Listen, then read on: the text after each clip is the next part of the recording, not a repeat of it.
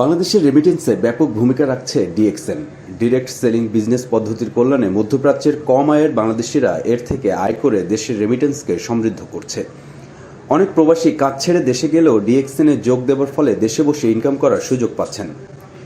বাংলাদেশের মহান শহীদ দিবস ও আন্তর্জাতিক মাতৃভাষা দিবস উপলক্ষে ডিএক্সএনের বাংলাদেশি গ্রাহকদের মিলন মেলায় একথা বলেন বক্তারা।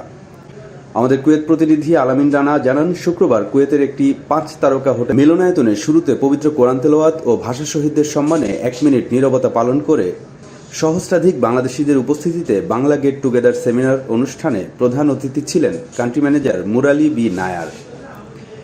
আব্দুল হাকিমের সভাপতিত্বে মোতালেব হোসেনের পরিচালনায় অনুষ্ঠানে বিশেষ অতিথির বক্তব্য রাখেন সাইফুল ইসলাম আনার, মোহাম্মদ রফিকুল ইসলাম,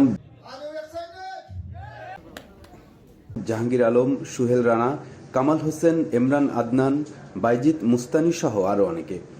এ সময় বক্তারা আরও বলেন, বাংলাদেশ সরকারের সঠিক সহযোগিতা পেলে বাংলাদেশের জন্য ডিএক্সএন হতে পারে অর্থনৈতিক আয়ের অন্যতম মাধ্যম।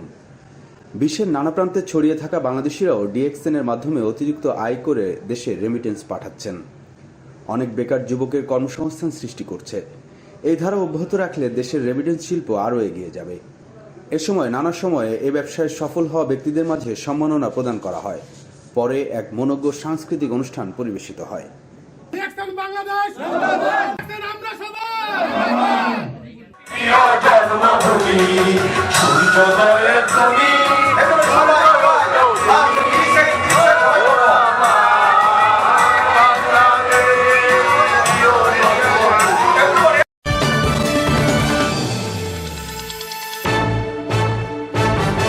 JTV নিউজ, ঐক্যের পথে মোরা। বিভিন্ন